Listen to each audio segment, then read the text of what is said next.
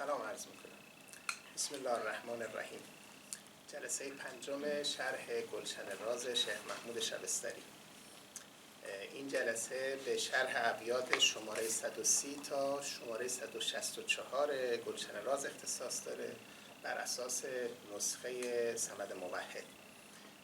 بحث گذشته ما در پاسخ به پرسش دوم بود در گلشن راز و به تمثیل رسیدیم. به علت طولانی بودن این قسمت به دو بخش تقسیمش کردیم، لذا این قسمت دوم در ذیل پاسخ به پرسش دوم هست. به یادمون باشه این کتاب گلشن راز پاسخ به پرسش هایی بود که از شیخ محمود شبستری صورت گرفته بود و اون پرسش ها منظوم بود، شعر بود، پاسخ هم پاسخ منظومی است. پرسش اول در مورد فکر بود، پرسش دوم در مورد فکر در طریقت عرفانی است و کلیاتش در جلسه گذشته بیان شد. این که تفکر در ذات خداوند برای انسان میسر نیست، اما فکر در صفات خداوند میسر هست و نحوه برخورد عرفا با این مسئله رو برای ما توضیح داد.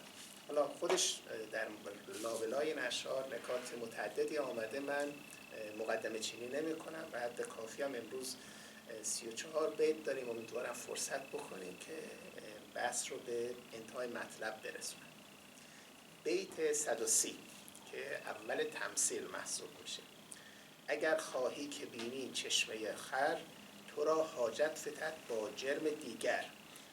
به خاطر قافیه چشمه خور رو من با فتحه خوندم، منظور خورشیده، تا با دیگر سازگار در بیاد. یادمون هست که ایشون ذکر کرد که من به دلیل عدم تبحر در شعر به برخی قواعد رو رعایت نمی کنم، البته شکست نفسی کرد.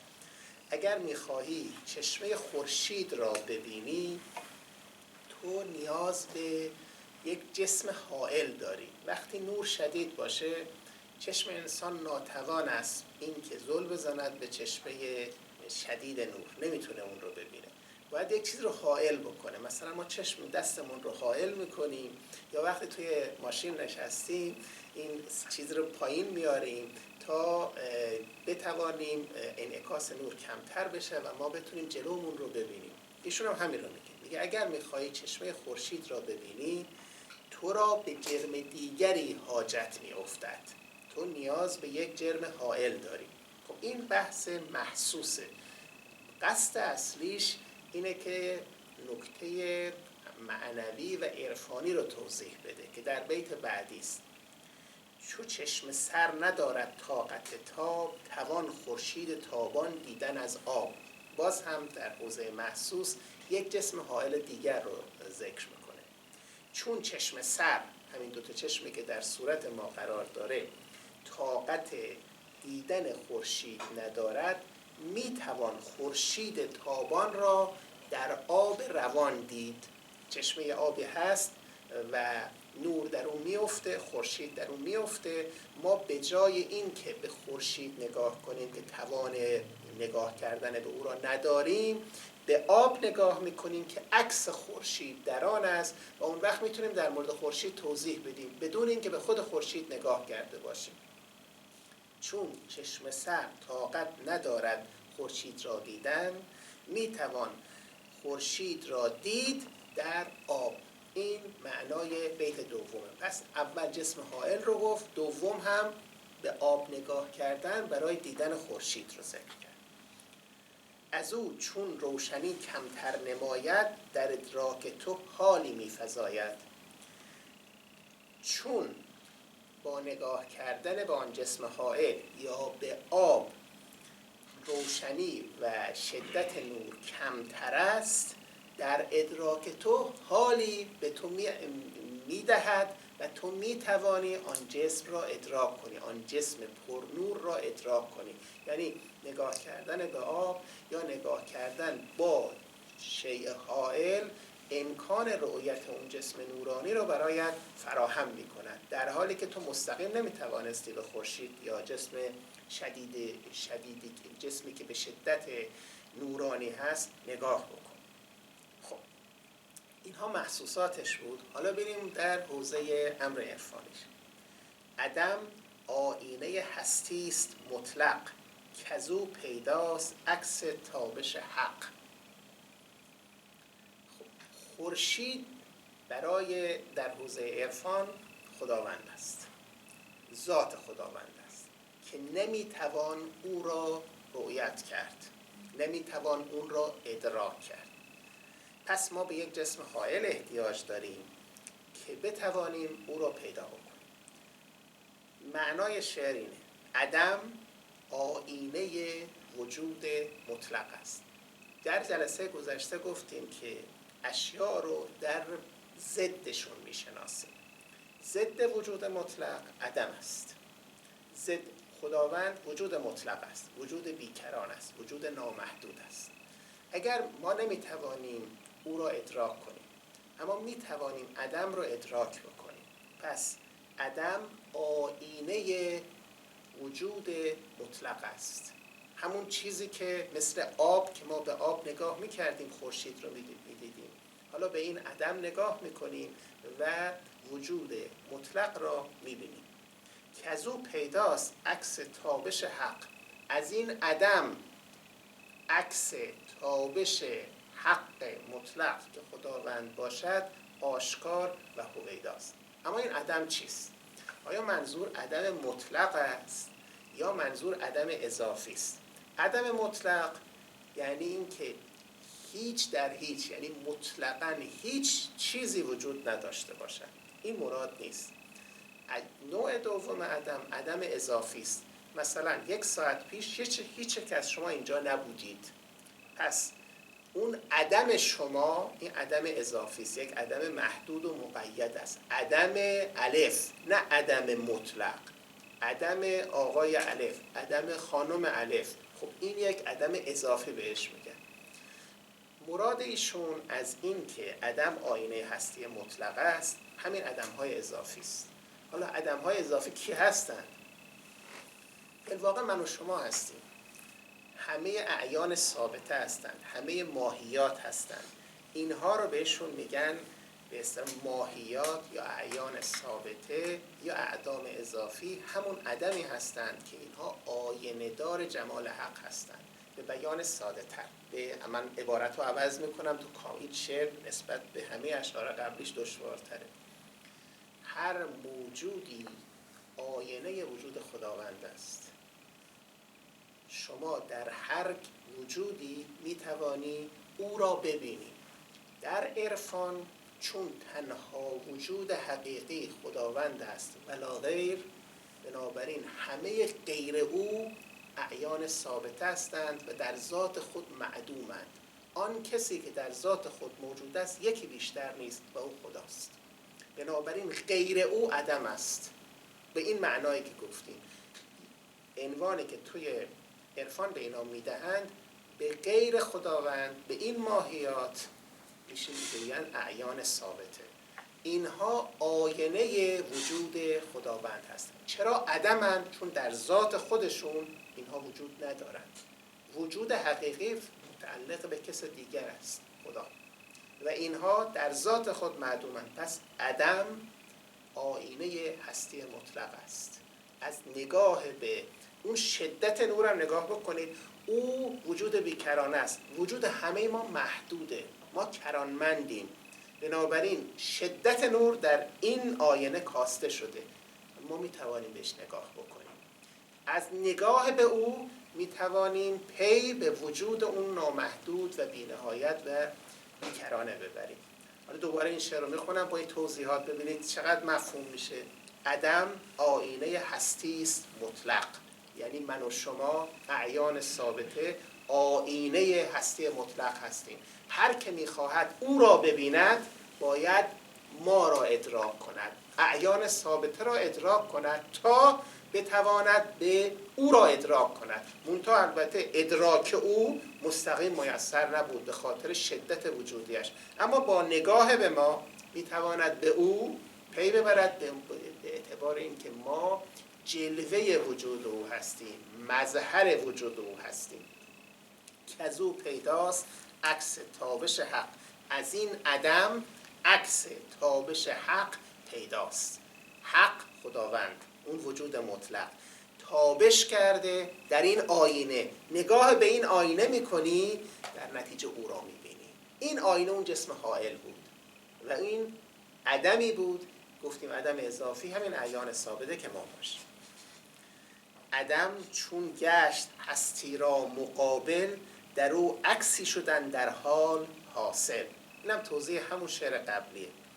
عدم چون مقابل هستی است، این اعیان ثابته که گفتیم در ذات خود معدومند، عدم آنها مقابل ضد و نقیض وجود خداوند است. عدم چون مقابل هستی است، در او عکسی شدن در حال حاصل. در این عدم که وجود ما باشد، اعیان ثابته، در حال عکسی حاصل می شود، عکسی آشکار می شود. ما این عکس را می بینیم. این عکس عکس اوست. در کجا می بینی؟ در آینه خودت، در آینه این اعیان ثابته. شدان وحدت از این کثرت پدیدار، یکی را چون شمردی گشت بسیار. خب وجود مطلق یکی بیشتر نیست، هستی. اما اعیان ثابته متعددند، متکثرند. واحد در کثرت بروز کرده است. مثل این که 100 آینه اینجاست، یک موجود مقابل این 100 آینه قرار گرفته، 100 تصویر می‌بینی، اما این کثرت حقیقی نیست. حقیقتاً یکی بیشتر نیست. 100 عکس مال این یک موجود است. شدان وحدت از این کثرت پدیدار، از این کثرت در آینه های اعیان ثابته وحدت وجود او پدیدار شد. یکی را چون شمردی گشت بسیار. در عالم اعداد همه عددها تکرار یکند. واحد یک، دو تا یک است، سه تا یک است، ده تا یک است، اما همه یکند. حالا این رو توی زبان کامپیوتر امروز هم که پیش آمده همه برمیگردد دوباره به یک. حالا میگه که یکی را، یعنی واحد را، عدد یک را چون شمردی بسیار شد. شد 10، شد 100، شد 1000، شد 1,000,000. اما بالاخره یکه. یک همون اینجا یک خداونده. میخواد بگه این کثرت حقیقی نیست، واحد حقیقی است. ولا عدد گرچه یکی دارد بدایت، ولی که نبودش هرگز نهایت. عدد اول داره ولی آخر نداره. عدد از شماره یک شروع میشه. آخرین عدد چیست؟ 1,000,000، 10,000,000، 100,000,000، 10 به توان n، 10 به توان بی‌نهایت. هر چی بگه عدد آخر نداره اما اول داره. لذا میگه عدد گرچه یکی دارد بدایت یعنی آغاز. عدد گرچه یک را به عنوان آغاز دارد، ولی هرگز آن را نهایتی نیست، یعنی پایانی ندارد. خب برای همین داره ذکر میکنه با این عدد یک تو میتونی بی نهایت عکس ببینی. اما یادت باشه اینها همه عکس یکن، اون یک خداست و این عکس های اون هستن. اینها عکس رو بگو مظهر، بگو مجلا. عدم در ذات خود چون بود صافی، از او در ظاهر آمد گنج مخفی. ببینید آینه اگه موج داشته باشه شما نمیتونید تصویر حقیقیت رو ببینید. آینه باید صاف باشه تا دیگه توجهت به آینه معطوف نشه، عکس رو در آینه ببینی. اگه آینه موج داشته باشه شما عکس رو نمیبینی، خود آینه رو میبینی که دیگه فایده نداره. آینه بودنش به اینی که بتونه عکس آنچه که مقابلش ایستاده رو بتونه نشان بدهد. پس باید آینه صاف باشه. صافی بودن یعنی توان انعکاس کامل آنچه مقابلش قرار گرفته. میگه عدم، بحث ما که آینه محسوس نبود، بحث قرار ما این بود اعیان ثابته، ماهیات اینها عدم‌هایی بودند که عکس حق تعالی رو ما در اونها می‌دیدیم. اینها چون از خودشون هیچی ندارند، چه هستند؟ صافند. صاف بودنشون به خاطر فقر ذاتیشونه. این آینه‌ای که مورد بحث ماست صاف است. چرا صاف است؟ هیچی نداره از خودش، هرچه هست از اوست. بنابراین حالا که هیچی نداره، حق، وجود مطلق، میتواند خودش را به طور کامل در او منعکس کند. یعنی ما میتونیم او را در این آینه ببینیم. عدم در ذات خود چون بود صافی، عدم یعنی اعیان ثابته، یعنی من و شما، یعنی ماهیات، یعنی ما سوی الله، چون ما هیچی از خودمون نداریم، بنابراین ذاتمون صاف از حیث نداشتن، از حیث فقر صافیم. از او در ظاهر آمد گنج مخفی. وقتی نگاه میکنی به این آینه صاف، گنج مخفی را میابی. این گنج مخفی چیست؟ پس ببینید چون این اعیان ثابته در ذات خود چیزی ندارند، صافند، این امکان دیدن عکس رخ یار در او حاصل می شود. یعنی دیدن حق مطلق در او حاصل می شود. گنج مخفی تو شعر بعدی توضیحش داده، خودش گفته. یعنی پس ما توی وقت نگاه به این آینه صاف می کنیم، در او چه می بینیم؟ در این عدم، یعنی در اعیان ثابته، در این ماهیات که خودمان باشیم، وقتی نگاه می کنیم چه می بینیم؟ گنج مخفی را می بینیم. گنج مخفی چیست؟ حالا گوش کنیم. حدیث کنت کنزن رو فرو خوان، که تا پیدا ببینی سر پنهان. یک حدیث قدسی است که در عرفا خیلی اون رو دوست می‌دارند. می‌دونید فرق این حدیث در فقه، در شریعت، باید راویان سلسله زنجیرشون از همدیگه بشنوند و اون آخری از شخص پیامبر بشنود. این میشه حدیثی که منقول که در فقه با اون کار میکنیم. بنابراین همه راویان شناخته شده باید باشند، هم شناخته شده باشند، هم توثیق شده باشند، یعنی امانتدار باشند، دروغگو نباشند تا بشه این حدیث رو پذیرفت. اما در عرفان از این گونه احادیث نیست. یعنی حدیثی که شما از الف از ب شنیده باشه، به از جیم از دال تا برسه به مثلا شخص پیامبر، چنین نیست. اینا مستقیم از پیامبر میشنوند. مستقیم. حالا چگونه میشنوند؟ به دلشون الهام میشود که پیامبر چنین فرموده است. میگیم چرا؟ میگه خودم شنیدم. حالا یا در خواب یا در بیداری، بالاخره همچون ادعایی است. این ادعا را هم مریدان این اقطاب صوفیه باور میکنن، میپذیرن. این حدیث یکی از اونهاست. البته حدیث قدسی در غیر عرفان هم سابقه داره. حدیث قدسی تفاوتش هر دو فرقش این مانند قرآن است.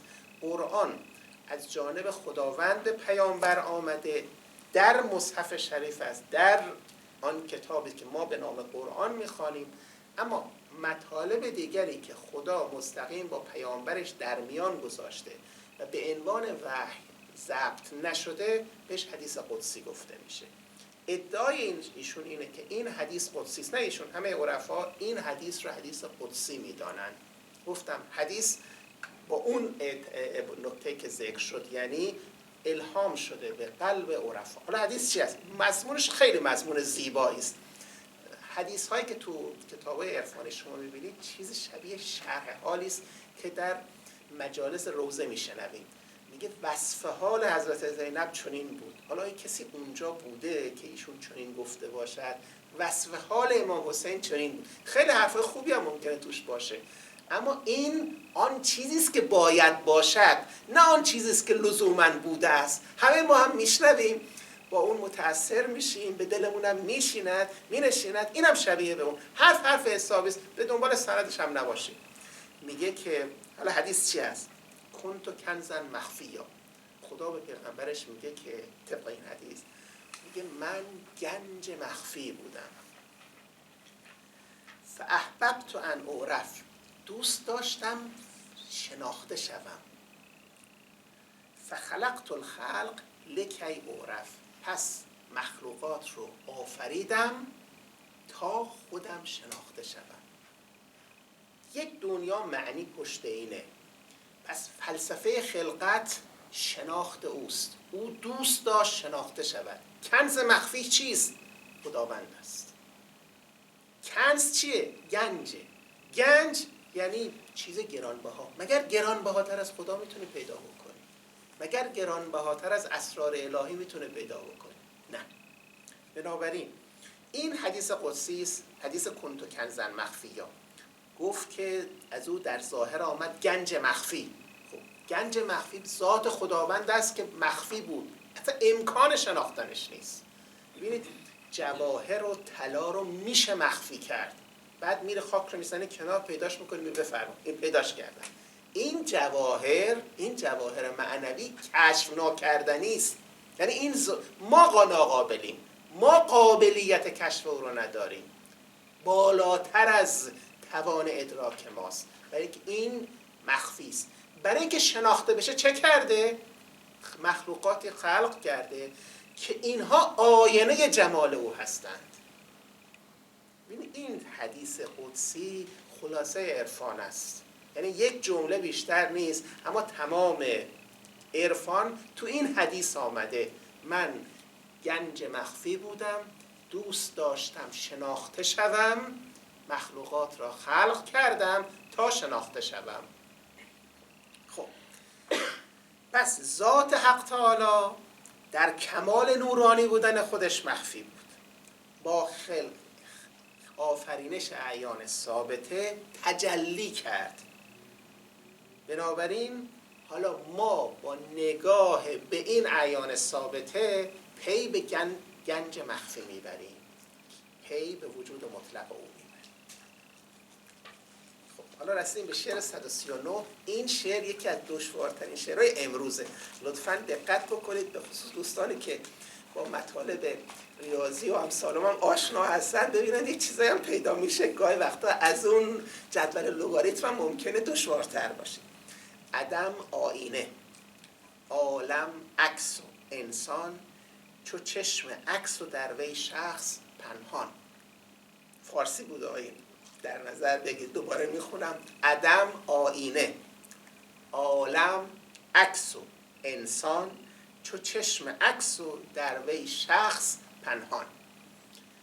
چندین رمز تو این شعر آمده. وقتی رمزها گشوده شد، آشکار شد، می‌بینید منظورش چی بوده و چقدر زیباست. خب با عدم به عنوان آینه آشنا شدیم، درسته؟ دانستیم که عدم آینه است که ما قرار است با نگاه به این آینه حق را در این آینه ببینیم. و عدم اعیان ثابته بود، ماهیات بود، همین من و شما بود که اینها که در ذات خود معدومند آینه دار وجود او هستند. خب عالم عکس است. عکس کی؟ خب ما این به اصطلاح علم واسطه علم به حق، عالم واسطه علم به حق تعالی است. عالم وجود، عالم مخلوقات، اینها واسطه است که ما میتوانیم به خداوند علم پیدا بکنیم. پس عالم عکس است. شما به خاطر نگاه به این عکس میتوانید به صاحب عکس پی ببرید. درست شد؟ عکس علم اوست. ما با نگاه به این عکس به اون علم پیدا میکنیم. خب انسان چشم این عکس است. انسان چشم عالم است. پس ما یه عالم داریم، عکس این عالم افتاده در این آینه، خود این عکس یک چشمی دارد. انسان چشم این عالم است. مگر انسان کل سرسبد آفرینش نیست؟ پس انسان چشم عالم وجود است. خب چشم مردمک دارد. به این چشم میگن شخص چشم. مردمک چشم اسمش هم هست مردمک، مردم چشم، شخص چشم. مردمک چشم نور چشم است. درست شد؟ خب حالا عدم آینه است، عالم عکس است، انسان مانند چشم این عکس است. در این چشم عالم یک شخص پنهان است. اون شخص کیست؟ این شخصی که در مردمک چشم انسان که چشم عالم است و این عالم عکسش در آینه افتاده، یک شخصی پنهان است. ما به دنبال آن شخصی. آن شخص جمال یار است. آن شخص هستی مطلق است. آن شخص خداوند است. عدم آینه، عالم عکس، انسان چو چشم عکس و در وی شخص پنهان. در مردمک این چشم شخص که او باشد پنهان است. خب پس انسان چشم این عکس است. مراد از شخص هم خداونده که عکس او یعنی عالم در این آینه افتاده، یعنی حق مردمک این چشم است. مگه من و شما به دنبال شناخت حق نبودیم؟ نگاه میکنیم به نور چشم عالم، تو اون مردمک او را میبینیم. تو چشم عکسی و او نور دیده است. به دیده را آن نور دیده است. اینم در دشواری کم از شعر قبلی نداره. تو چشم عکس هستی. عکس عالم بود، قرار بود انسان چشم عالم باشد. تو چشم عکسی و او خداوند نور دیده است. مردمک چشم بود، نور چشم بود. به دیده را آن نور دیده است. آن نور یعنی خداوند. آن نور به چشم یعنی انسان که چشم عالم بود مردمکش را دیده است، یعنی خودش را آن نور، خدا خود را در انسان می‌بیند. من دوباره تکرار میکنم، خیلی این شعر قشنگه، یعنی واقعا زیباست.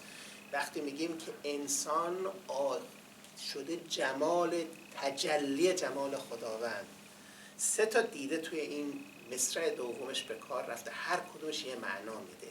به دیده را آن نور دیده است. دیده اول انسانه، مگر انسان چشم عالم نبود؟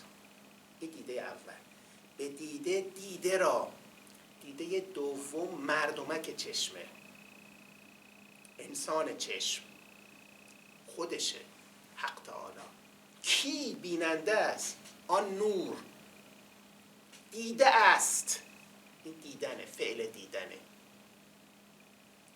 آن نور خداوند به دیده، به انسان دیده را دیده است، مردمک را دیده است، نور چشم را دیده است. یعنی خدا خود را در آینه من و تو می‌بیند. ما رو خلق کرد تا شناخته شود، پس وقتی به ما نگاه می‌کند خودش را می‌بیند. تو هم اگر به هر جا رو کنی روی تو بینم، که بابا طاهر میگه، تو هم اگر مثل به اون مرحله برسی به هر جا نگاه کنی او را می‌بینی. عرفان یعنی همین، یعنی او را دیدن، او را یافتن. تو چشم عکسی و او نور دیده است. به دیده را آن نور دیده است. این شعر شماره 141 زیباترین شعر امروزه. اینم من قبل از این که اصلا گلشن راز رو بخوانم، اینقدر اساتید ما شعر، برخی از شعراش مثل ضرب المثل میمونه تو عالم خونده بودن که من حفظم بود. این یکی از اوناست. جهان انسان شد و انسان جهانی، از این پاکیزه تر نبود بیانی. ما یه انسان صغیر داریم، یه انسان کبیر داریم توی عرفان. انسان صغیر من و شما باشیم، جهان انسان کبیر است و ما جهان صغیریم. یعنی هر چه تو جهان باشد در وجود ما هست.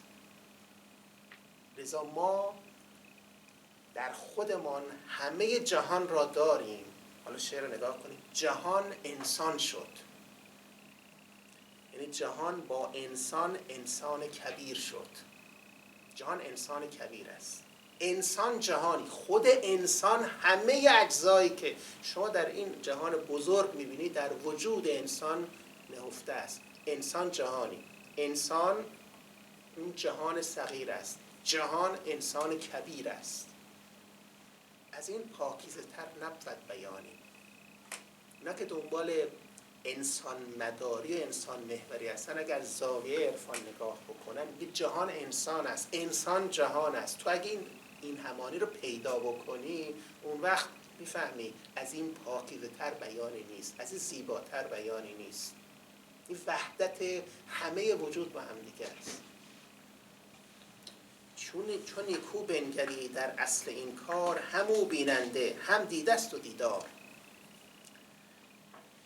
اگر در اصل این مباحثی که ذکر کردیم خوب نگاه بکنی، نیکو نگاه بکنی، او خداوند هم بیننده است، هم چشم و دیده است، هم دیدن است. اگه یه ذره با فلسفه آشنا باشید، با عرفان آشنا باشید، میگن اتحاد عقل و عاقل و معقول، اتحاد علم و عالم و معلوم، اتحاد بیننده و دیده و دیدار. همش اوست، غیر او هیچ نیست. آن که میبیند اوست، آن که دیده میشود اوست، فعل دیدن هم اوست. اینا فکر نکن با الفاظ بازی کردن ها. وقتی بلد نیستیم ابتدای کار فکر میکنیم لفظ رو عوض کرده. مگه میشه که مثلا هم بیننده خودش باشه، هم دیده شده خودش باشه، هم دیدن خودش باشه؟ یک جایی مثل حلاج میرسید هر چه نگاه میکنیم که من اینجا غیر از اون نمیبینم، من در این جبه غیر از خدا نمیبینم. اینا رؤیا نیست، میشه به این جهان رسید. لذا میگه که ببین اون دیدار اینجا یکی یکی بخوایم نگاه بکنیم. بیننده یعنی خود حق تعالی، دیده انسان است که چشم عالم بود، دیدار روی اوست در آینه. من در پیاله عکس رخ یار دیدم، حالا ببین حافظ همین حرفا رو داره میزنه. یعنی اینا رو همه باید بخونی تو اون معنای شعر حافظ رو ببین. روی او در آینه، عکس، اعیان ثابتین همش یکی، همه تجلیات حق است. لذا وقتی حالا با این معنایی که یاد گرفتیم اینجا میریم سراغ قرآن، ولی میگیم ما رمیت از رمیت ولکن الله رمی. تو فکر کردی تو تیر انداختی، ما تیر انداختیم. همون بیننده و دیده و دیدار است. یا اونجا که ان الذین یبایعونک انما یبایعون الله، اونا که با تو بیعت میکنن با خدا بیعت میکنن. یک زمانی مثل دست تو دست خدا شده. همونطور که تیری که تو داری میافکنی خداست که داره کمان رو میجهاند. حدیث قدسی این معنا بیان کرد، فبی یسمع و بی یبصر عیان کرد. یه حدیث کنت کنزا مخفیا خوندیم، حالا یک حدیث قدسی دوم. میگه حدیث قدسیشون، اما این حدیث سند هم دارد، مسند هم هست. اتفاقا در کافی هم بیان شده. حدیثش هم سندش هم کاملا معتبره. یعنی این مثل حدیث کنت کنزا مخفیا نیست. این اسمش حدیث قرب النوافل، یکی از احادیث بسیار معتبر است. میگه اگر تو 40 روز گناه نکنی، 40 روز، ببین یک روز امتحان بکن، بگو یک روز نه نگاه به حرام میکنم، نه حرام میشنوم، نه حرام لمس میکنم، نه حرام میخورم، هیچ کنی. 40 روز تو از حرام اجتناب کنی، بعد چشمه های حکمت به قلبت سرازیر میشن. من دست تو میشنم، من چشم تو میشنم، من گوش تو میشنم، من پای تو میشنم. تو با من میبینی، تو با من میشنوی، تو با من راه میروی. اینو گفتم این دیگه عرفا نساختنش، این واقعا این حدیث مال پیغمبر گفته. اینا وقت چطور میگه قرب النوافل، میگه تو اگه نافله ها رو علاوه بر واجباتت نوافل رو حقاً به جا بیاری، از گناه اجتناب بکنی، اون وقت به یک جا میرسی فبی یسمع و بی یبصر، یعنی با من میشنود، با من میبیند. میگه از مؤمن بترس، نگاهش نگاه الهی است. میگه این حرفایی که زدم که هم بیننده است و هم دیده است و هم دیدار، این توی حدیث اومده. چی اومده توی این حدیث قدسی؟ میگه با من او میشنود، با من او میبیند. این رو آشکار کرد، عیان کرد. لذا میشود به همچون جایی رسید که به گونه‌ای بالا بروی که با چشم خدا ببینی، با گوش خدا بشنوی، با دست خدا افعالت را انجام بده. اما اونایی که به اینجا میرسن ادعا ندارن. هر کس که همچون ادعای کرد بدون نرسیده. آن را که خبر شد خبری باز نیامد. اونها زبانشون دیگه بسته میشه وقتی به همچون مقاماتی میرسن. جهان را سر به سر آینه ایدان، به هر یک ذره در صد مهر تابان. میگه که حالا من در مورد عدم ذکر کردیم، حالا میگه جهان را تماما آینه بدان. تمام جهان آینه است. به هر ذره‌ای در این عالم 100 خورشید تابان در حال درخشش است. ببین اینو که زمانی گفته نه الکترونی میشناختن، نه هسته اتم میشناختن، نه فوتونی میشناختن، هیچ کدوم نشناخته نبود. همون حرفی داره میزنه. الان ما با همین فیزیک جدید به همینجا میرسیم. تمام جهان آینه جمال حق است اگر تو بینا باش. به هر ذره در عالم، هر ذره دیگه کوچکترین شیء که میتوانی فکر بکنی. دوره ایشون ذره میگفت جزء لا یتجزا. خب حالا دوره ما کوچکترین ذره چیست؟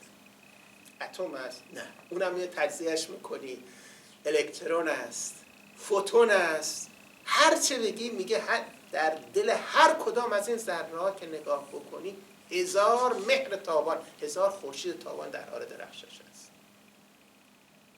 یادمون باشه یعنی هر ذره‌ای مثل کل جهان عظمت داره. این چند بیت همه اینو میگه.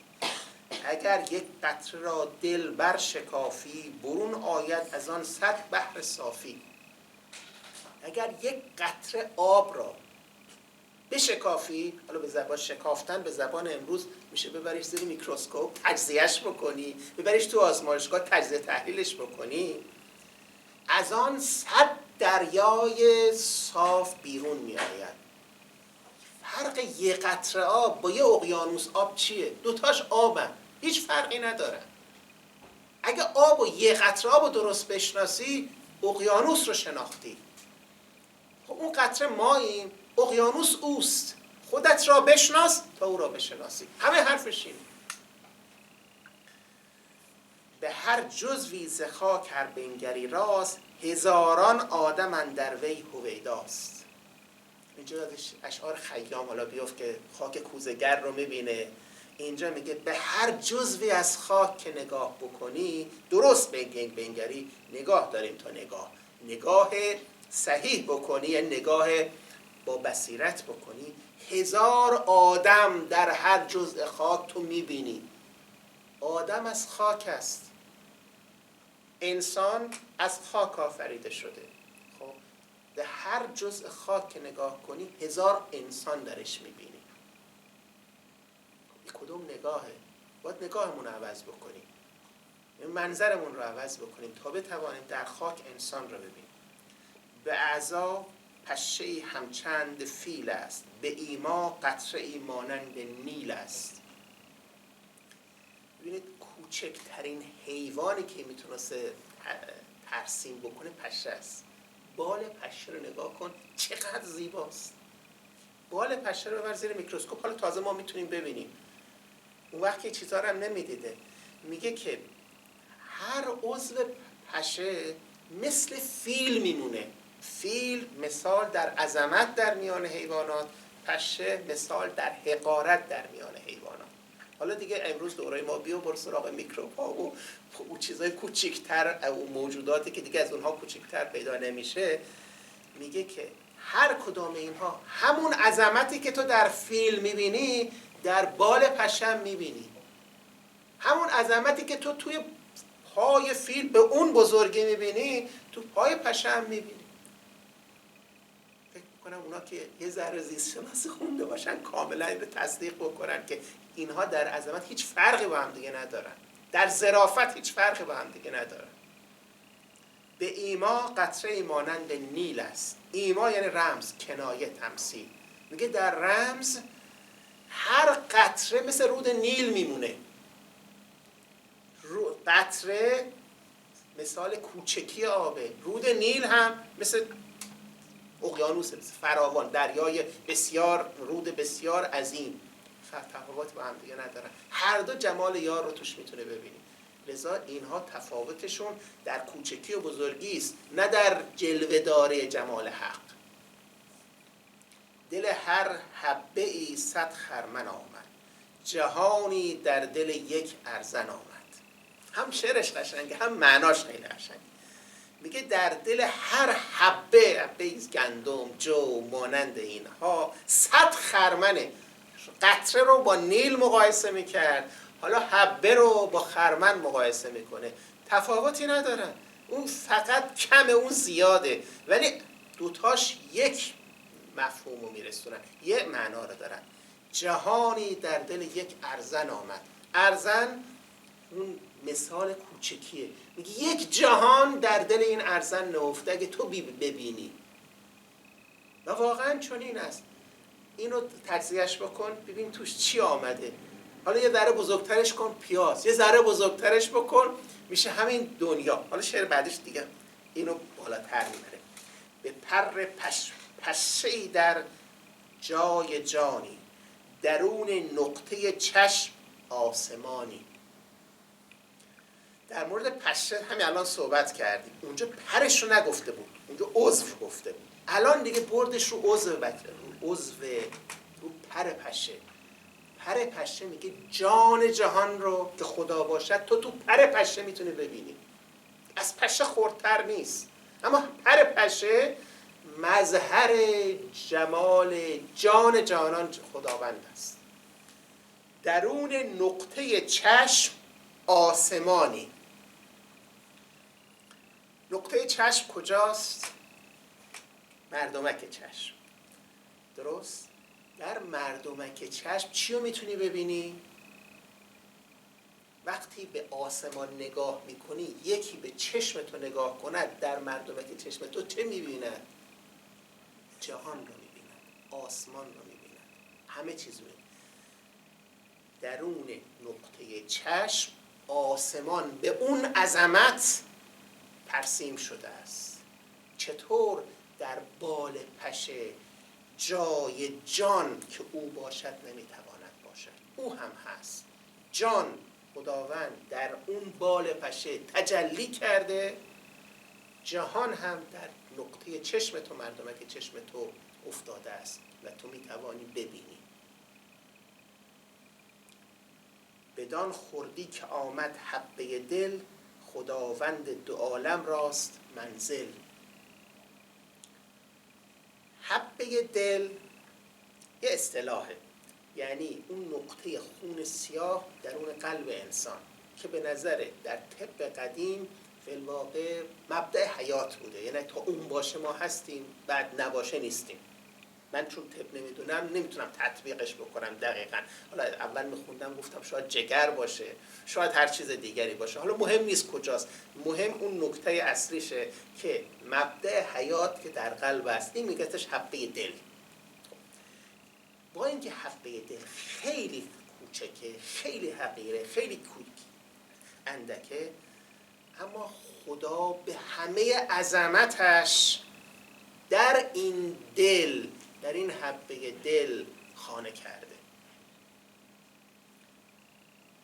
مصرع اول بحثش خردی و کوچکی حبه دل است. مصرع دوم اینه که خدا، عظمت خدا به جای خود، اما خدا در قلب مؤمن، در قلب شکسته، در قلب انسان خانه کرده.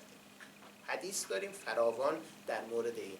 میگه تو برو بشناس از این بزرگی کوچیکی ها بیا بیرون. خدا با همه عظمتش تو قلب انسان میتونه خانه بکنه. این حدیث این است، میگه لا یسعنی ارضی ولا سماعی و یسعنی قلب و عبدی المؤمن. میگه که زمین و آسمان من گنجایش مرا ندارد. من اینقدر، خدا میگه من اینقدر بزرگم تو زمین و 7 آسمان نمی گنجم، اما بنده مؤمنم مرا جا میده. قلب بنده مؤمنم جایگاه من است. من در این قلب گنجایش میابم، وارد میشود. خیلی قشنگه اینه. وقتی با هم مقایسه بکنی قلب مؤمن عظمتش از زمین و 7 آسمان هم وسعتش بیشتره. این بحث جغرافیایی نیست، بحث معنویه. یا میگه القلب بیت الله. اینا میگن که وقتی شما مکه واقعی، حج واقعی اینه که شما به طواف این بیت نائل شوی، نه صرفاً طواف این سنگ و خاک رو بکنی. وقتی بتوانی به قلب طواف این بیت الله که قلب مؤمن است رو طواف بکنی، این حج واقعی توست. اگر فرض بکنیم وقتی به مکه مشرف میشویم فی الواقع حقیقتاً به لقاء خداوند هم نائل شویم یا به ملاقات انسان کامل نائل شویم، وقت میشه القلب بیت الله. خب در جمع گشته هر دو عالم، گهی ابلیس گردد گاه آدم. در دل انسان که مظهر جمعیت الهی است، قرار شد انسان آینه جمال حق باشه دیگه، آینه خداوند باشه، هر دو عالم جمع گشته. گاهی تجلی با اسم جلال است، گاهی تجلی با اسم جمال است. با اسم جلال مثل قهار و منتقم، اینجا میشه ابلیس. میگه گهی ابلیس گردد، این تجلی با اسم جلاله. گاه آدم، این وقتی تجلی با رحمان و رحیم باشد، با اسم جمال باشد.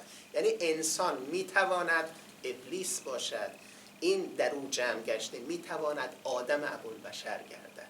این انتخابی است که من و تو انجام میدم. ببین عالم همه در هم سرشته، ملک در دیو و دیو در فرشته. نگاه کن، همه عالم در هم سرشته شده است. فرشته و شیطان در یکدیگر، ملک یعنی فرشته، دیو شیطان، شیطان در دیو، دیو در شیطان. هر کسی، هر انسانی نفس اماره دارد، نفس مطمئنه دارد، فرشته‌ای دارد، شیطانی دارد. حتی پیامبر خدا، پیامبر فرمود من شیطان خودم را به زنجیر کردم. حالا ما به اون برسیم باید بگیم شیطان ما را به زنجیر کرده یا برعکس. بالاخره یکی باید به زنجیر برود. اگر شیطان را به زنجیر نکنی، شیطان دارد به زنجیر می‌کند. فرشته هم همون صدایی است که میشنوید، سروش غیبی است که تو را، فطرت پاکی است که تو را به خیرها، نیکیها، خوبیها میخواند. با هر کسی فرشته‌ای و شیطانی است. اما همه این همه از مقتضیات ذات واحد حق است. همه با هم به هم چون دانه و بر، ز کافر مؤمن و مؤمن ز کافر. چون بره اینم کافر میخونیم و الا کافر درست است. همه با هم یعنی همه عالم نسبتی با هم دیگه دارن، مثل دانه و محصول میمونن. بر یعنی محصول، یعنی میوه. ز کافر مؤمن میخیزد و از مؤمن کافر برمیخیزد. حالا در داستان انبیا آمده که کنعان فرزند نوح بود اما ولدون غیر صالح. پس این میشه کافر از مؤمن برخاستن. مؤمن نوح بود و پسرش کنعان کافر. مؤمن ز کافر، این رو نسبت میدهند به ابراهیم چون پدرش گفته میشود بت پرست بود. منتها ما چون میخوایم بگیم همه انبیا در اصلاب خودشون هم پاکیزه بودن، گفته میشود این پدر نبوده عمو بوده. این شعر بنابراین است که پدر بوده قابل تطبیق است. مؤمن ز کافر، ابراهیم از آزر بت پرست زایده می شود که این همون یخرج الحی من المیت و المیت من الحی، این از اون باب است. به هم جمع آمده در نقطه حال، همه دور زمان روز و مه و سال. در نقطه حال، نقطه صفر میگیم ما مدار صفر به کار بریم، در نقطه حال این حضرت الهیه که این میدونید برای خدا گذشته و حال آینده مطرح نیست. زمان مال ما موجودات مادی است. ماده و حرکت و زمان با هم هستند. اگر موجودی غیر مادی باشد نه حال دارد، نه گذشته دارد، نه آینده. همه الان است، همه مثل الان است، هیچ فرقی نمی کند. میگه همه دور زمان روز و ماه و سال، روز و ماه و سال همه در یک امر دوری. میدونید زمان امر دوری است، دایره است، یعنی از همونجا که شروع می شود که به همونجا ختم می شود. در این امر دوری که گذشته و حال آینده است با هم جمع شده در نقطه حال. برای خدا همچگونه است. خیلی چیزا که میگیم فکر میکنیم اگه خدا بداند ما مجبور میشویم. میدونید چرا؟ برای که ما فکر میکنیم اونم مثل ماست، باید امر اتفاق بیفتد تا بدانیم، در حالی که برای اون همچون مشکلی نیست. او آینده را همان گونه میبیند که گذشته را دیده است و حال را میبیند. برای همین میگه همه اینها در او حال جمع شده، گذشته و حال آینده، روز و ماه و سال در او جمع شده. ازل عین ابد افتاده با هم، نزول عیسی و ایجاد آدم. ازل یعنی زمان بی اول، ابد یعنی زمان بی آخر. ما هم چی هستیم؟ ما هم اول داریم هم آخر داریم. اولمون تو شناسنامه‌مون نوشتن، آخرمون هم بعداً تو شناسنامه‌مون می‌نویسن. حالا اینجا اما خدا نه اول داره نه آخر داره، ازلی و ابدی است. میگه ازل عین ابد افتاده با هم. برای ایشون میگن، نه برای بنده و شما. ازل و ابد برای اون اتفاق افتاده. نزول عیسی و ایجاد آدم، اول دومی رو میگن بعد اولی. خب اولین آدم کی بود؟ خلقت با چی شروع شد؟ ایجاد آدم، آدم ابوالبشر. آخر از زمان چه اتفاقی میافتد؟ رجعت عیسی. درست شد؟ میگه نزول عیسی و یعنی رجعت حضرت عیسی که در آخر از زمان اتفاق میافتد و ایجاد آدم که اول خلقت انسان است. برای خدا هر دوتا یکیست، هر دوی همزمان است. برای من و تو چند هزار سال، ما نه تاریخ خلقت انسان الان میتوانیم بر اساس این کشفیات جدید بگیم کی بوده، چند میلیون سال بوده. از اون سمتش هم کی اتفاق میافتد پایان جهان، اونم نمیتونیم بگیم. برای اون همه الان با همند، اول و آخر دنیا با هم. به هر یک نقطه زین دور مسلسل، هزاران شکل میگردد مشکل. ببینید آتش، گردونه آتش اگه دستت باشه وقتی میخوای آتش درست کنی میچرخونی، کسی از دور میبینه یک دایره آتش میبینه، در حالی که یک نقطه آتش بیشتر نیست، یعنی همون نقطه که توش آتش گذاشتی هستش. میچرخونیش میشه یک دایره از آتش. به هر یک نقطه زین دور مسلسل، از هر نقطه از این دوری که پی در پی میاد پشت سر هم هست، یعنی علی دوام میآید، این دایره بی انقطاع ادامه داره. هزار شکل از او تشکیل می شود. مشکل شدن این تشکیل میشه، یعنی همه این اشکال همه از اوست، همه تجلی اوست، اون نقطه اوست. همه این آنچه که مشکل شده است، آنچه که تشکیل شده است، اعیان ثابت موجودات، چیزی غیر از او نیست. ز هر یک نقطه دوری گشته دائر، همون مرکز همون در دور سائر. این همون بیان شعر قبلی با یه بیان دیگری. میگه از هر یک نقطه دوری دائر گشته است. مگه قرار نشد نقطه به چرخت دایره تشکیل می شود؟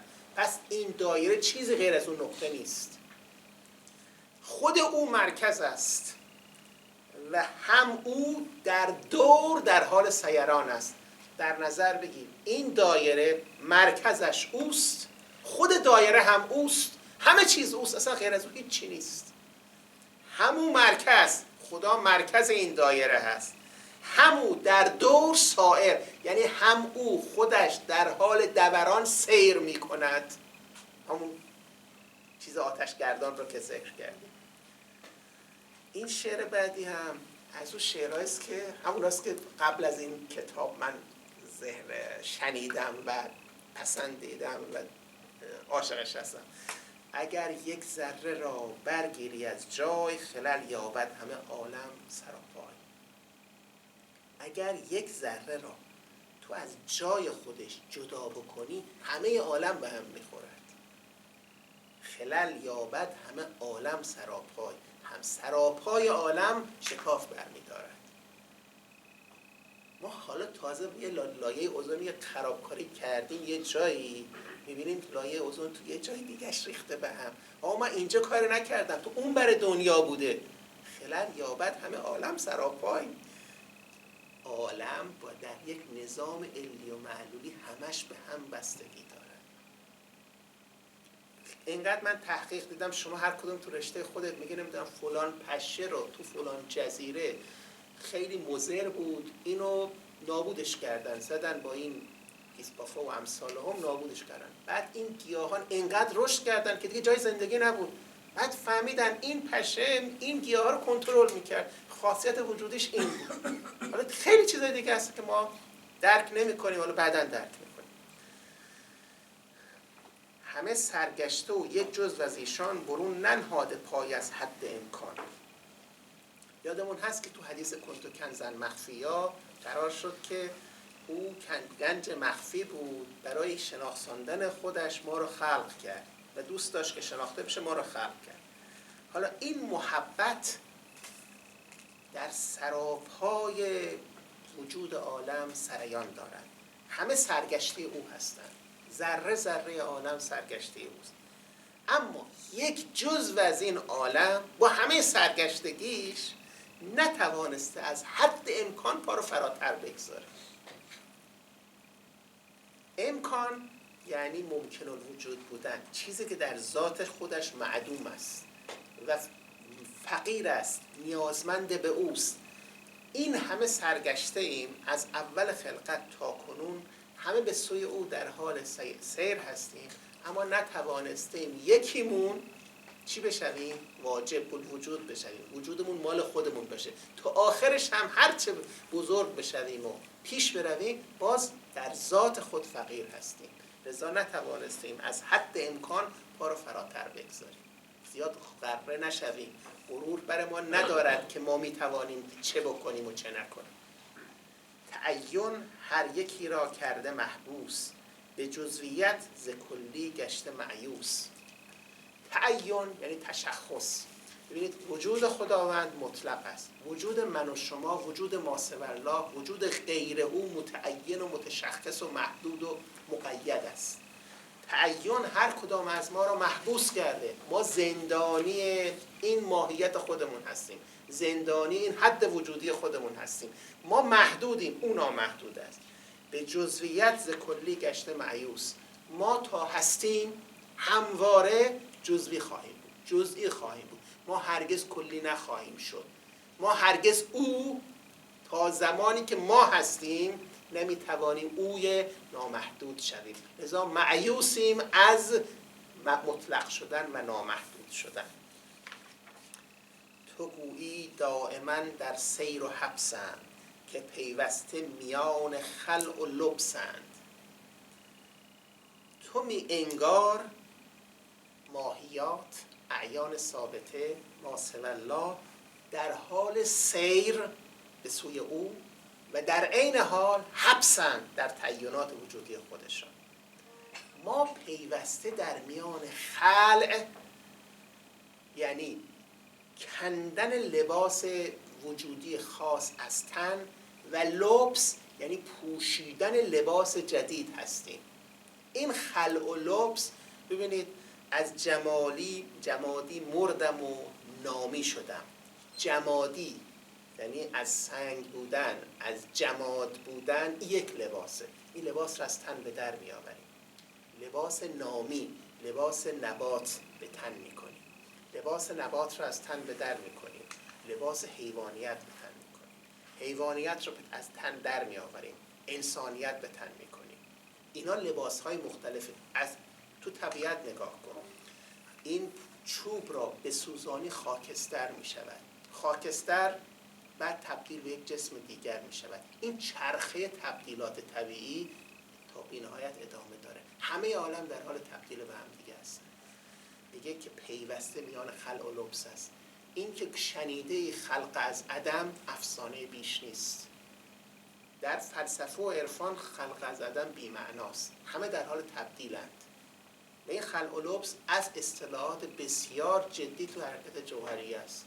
این همش در حال خلق و لبس است. این همش این بحثی است که فرض می‌کنید میگه که ما بقای انرژی داریم، اصل لاوازی داریم، فقط داره انرژی ها به هم تبدیل میشه. اینجا هم همینطوری، همش خلق و لبسه. دارید میکنی به تن میکنی.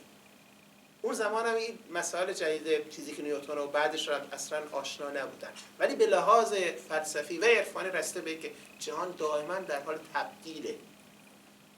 ببینید اون بحث دیگه میگه خلق مدام. خلقت یک لحظه اتفاق نیفتاد که الان دنبال بیگ بنگ بگردی که کی بود. این همواره جهان در حال خلق است. هر لحظه خلق جدید داره اتفاق میفته. به سلولای خودت نگاه بکن. من آدم 5 سال پیش نیستم. هیچ کدوم از سلولای من سلولای 5 سال پیش نیست. کی متولد شده؟ هر لحظه در حال تولده. این خلق و لبس هم به جای خودش داره پیش میره. همه در جنبش و دائم در آرام، نه آغاز یکی پیدا نه انجام. همه عالم به مقتضای ذات خودش در حرکت و جنبش به سوی عدم هم. حالا چند قرن بعد ملا صدرا اومد گفتن در حرکت جوهری هم.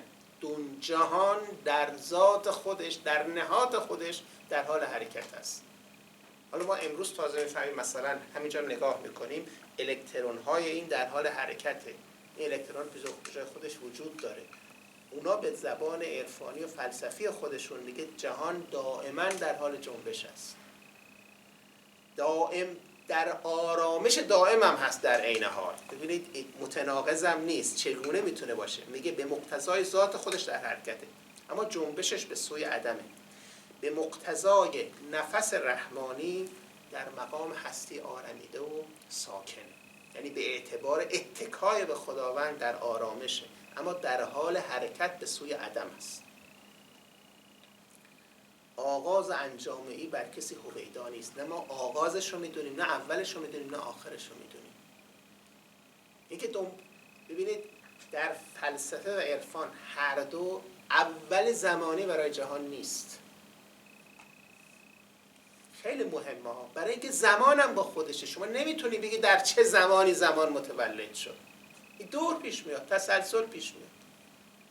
اینجا میگه قدیم زمانی است. قدیم زمانی نه اول زمانی دارد نه آخر زمانی دارد که تو دنبال اول و آخرش باشه. همه از ذات خود پیوسته آگاه و از آنجا راه برده تا به درگاه. همه موجودات، همه اعیان ثابته از ذات خود دائما آگاه هستند در حد خودشون. همه ما علم داریم. اصلا موجود غیر عالم وجود ندارد. اون تا علم این وجودها متفاوته، مراتب مختلف دارد. و هر کسی از جایی که درش هست به سوی درگاه خداوند در حال سیر کردن است، در حال تسبیح کردن است. حالا یک زبان دینی میگیم تسبیح، این میگه و از آنجا راه برده تا به درگاه حق.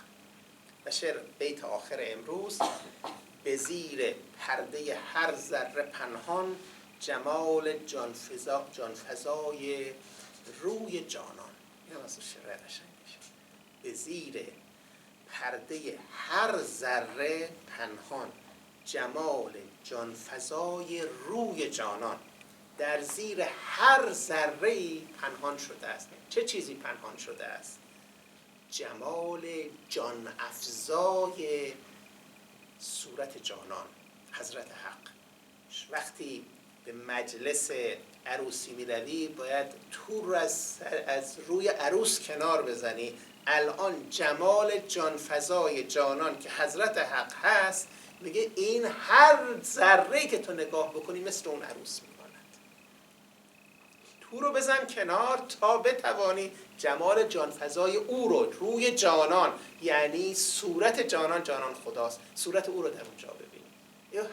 همش ببین همون به هر جا رو کنم روی تو بینمه، یعنی تو زیر هر ذره خدا نهفته است. لذا عرفان یعنی خدا را یافتن، اینکه بدانی جز خدا هیچ چیز نیست. این ذرات از خودت تا غیر همه تجلی اوست، بگردیم تا او را پیدا کنیم. خب من لذت بردم، انشاءالله شما هم لذت برده باشید از اشعار زیبای شیخ محمود شبستری. این جلسه ما مدتی تعطیل خواهد شد، حالا تو بخش پرسش و پاسخ بیشتر توضیح خواهم داد. و السلام علیکم و رحمت الله.